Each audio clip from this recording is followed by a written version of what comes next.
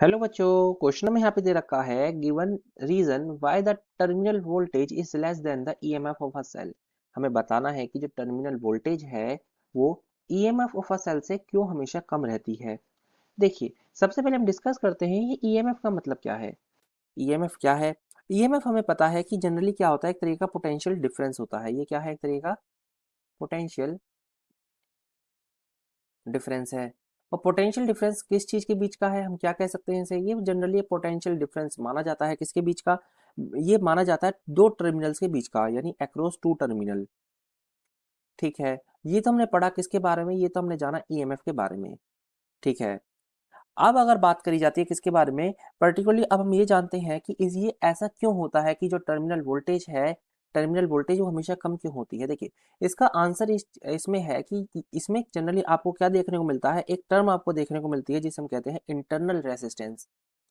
जिसे हम कहते हैं इंटरनल रेसिस्टेंस।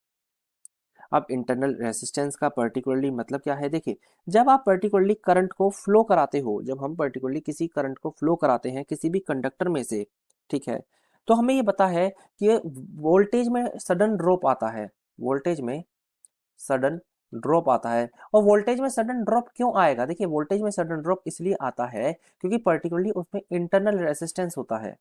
उसमें इंटरनल रेसिस्टेंस होता है। हमें ये बात पता है, हमें एक इक्वेशन के बारे में बहुत अच्छी तरीके से पता है कि जो V होता है, यानी जो हमारा पर्टिकुलर यहाँ पे V होता है वो हमेशा E से क्यों कम होता है, यानी जो वोल्टेज है वो क्यों कम होती है, क्योंकि V is equal to E minus I R. हमें इस फॉर्मूले के बारे में पता है। पर्टिकुलरली यहाँ पे अगर मैं बात करता हूँ किसकी, अगर हम यहाँ पे बात करते हैं V की, तो हमें पता है V इज द वोल्टेज।